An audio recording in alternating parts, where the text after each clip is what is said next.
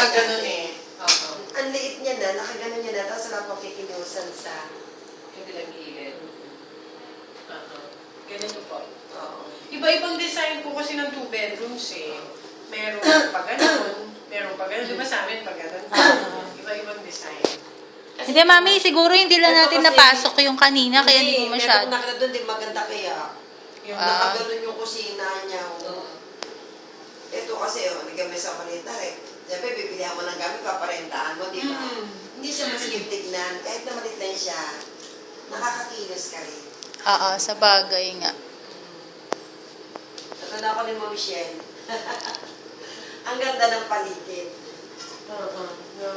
Tsaka pagbaba mo, hindi ka na nga lalabas eh.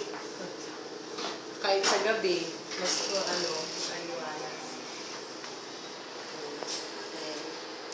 Okay na.